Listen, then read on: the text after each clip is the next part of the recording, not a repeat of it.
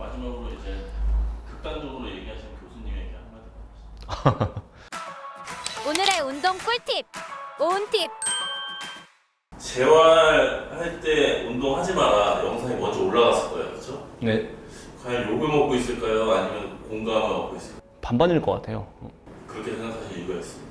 뭐 운동을 해서 더 안 좋아지신 분도 있고 운동을 해서 긍정적인 효과를 받으신 분이 있을 테니까 저는 반반일 것 같아요. 한 어떤 유튜버가 이런 얘기를 했습니다.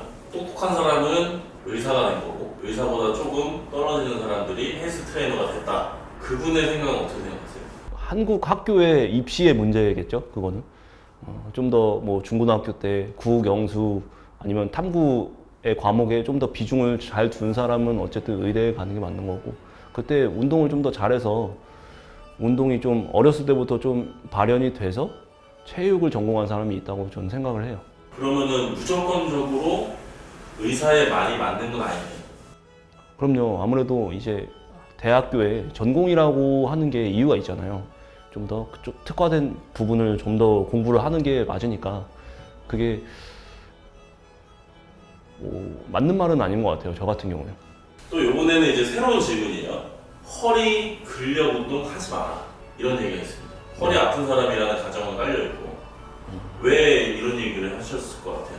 아무래도 리스크 때문인 것 같아요. 저 같은 경우에는 모든 활동이라는 게 리스크라는 게 조금 있긴 있거든요. 예를 들면 뭐 데드리프트라는 동작을 하실 때 허리를 좀 많이 쓰게 되잖아요. 어쨌든 간에. 근데 허리를 좀 다쳤거나 아팠던 경험이 있으면 그걸 동작을 하기 꺼려해요. 내가 아팠던 경험 때문에. 근데 그 트라우마적인 부분만 좀 해결해줘도 되는 경우들이 간혹 있거든요. 네. 저는 뭐 하지 마라 라는 말은 모두에게 적용되는 건 아닌 것 같아요. 이 제목을 지으신 그 교수님에게 하고 싶은 말 있으십니까? 그러니까 전부라는 말이 저는 맞진 않은 것 같아요. 누구는 이걸 해도 되고 누구는 이걸 하면 안 되고 이런 거를 좀 사실 명확하게 분류가 되는 건 아니지만 전부라는 말은 좀 저는 사실은 좀 틀린 말 같아요. 사람이다 보니까 사람은 어떤 사람은 요거가 좀 도움이 되고 어떤 사람은 좀 도움이 되지 않을 부분이 있으니까 저 같은 경우는 전부라는 말은 좀 위험하지 않나 싶어요.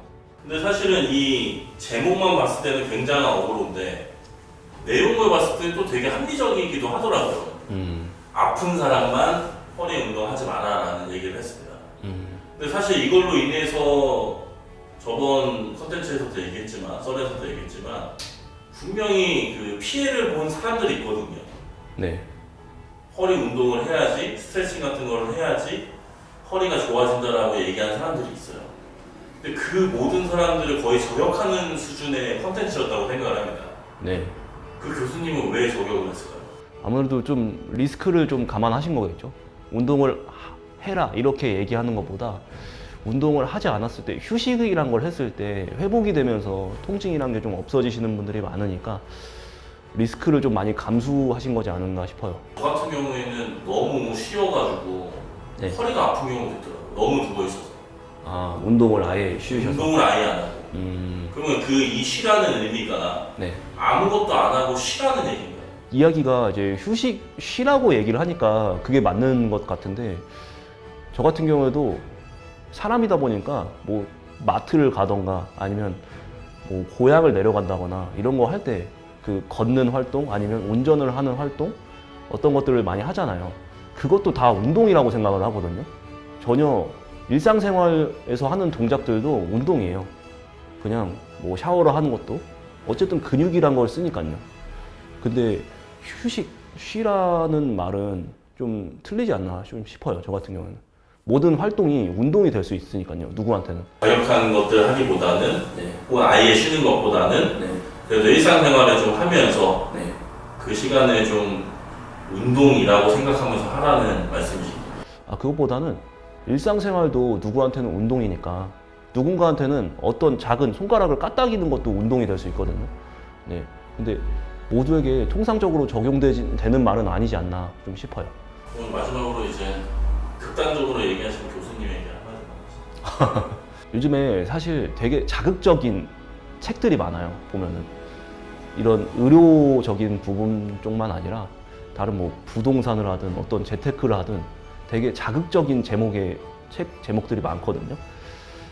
그게 어쨌든 그 자극적인 멘트를 써야 그게 보는 사람들이 많아져서 그런 것 같아요. 저 같은 경우에는. 그래서 좀 이런 방법이 있다. 이렇게 이야기해 주시면 좀 더 도움이 되지 않을까 싶어요. 많은 사람들에게. 감사합니다.